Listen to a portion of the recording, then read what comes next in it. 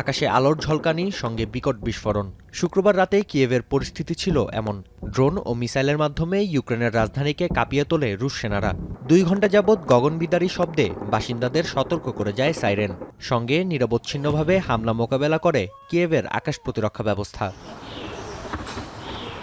হামলায় ক্ষয়ক্ষতির পাশাপাশি বেশ কয়েকজন আহত হলেও প্রাণহানির তথ্য মেলেনি। ইউক্রেনীয়দের অভিযোগ, যুদ্ধবিরতি চান না বলেই কিয়েভে হামলা অব্যাহত রাখার নির্দেশ দিয়েছেন রুশ প্রেসিডেন্ট। Хай би йшли на перемир'я. Уже що ж це бомбить людей отако. Бідні діти, у мене внучка на 3 годика. Дуже велике горе в людей, розумієте? Це в першу очередь, що я подумала, що пострадали люди ні за що. অথচ এর কিছুক্ষণ আগেও পরিস্থিতি ছিল ঠিক উল্টো। শুক্রবার ৩৯০ জন করে বন্দি বিনিময় করে দুপক্ষ।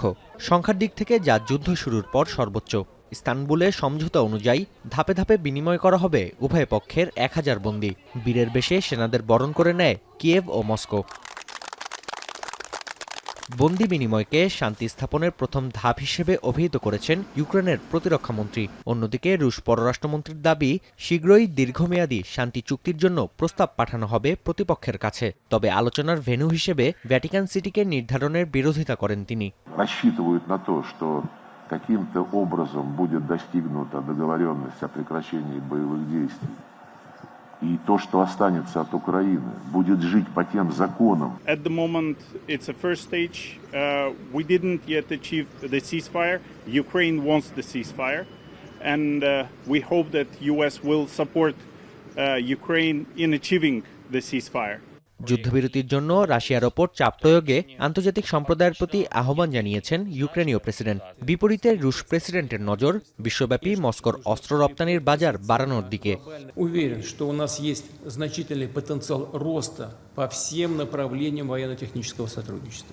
Сьогодні вдома майже 400 людей, 390 – це військові та цивільні. Завтра і післязавтра теж наступні етапи. এদিকে বুধবার পোল্যান্ডের আকাশসীমায় ঢুকে পড়ে একটি রুশ যুদ্ধবিমান। ন্যাটোর নির্দেশে বিমানটিকে প্রতিহতের দাবি করেছে ওয়ারশো। নাফি আরমান মনন, এখন বিশ্ব।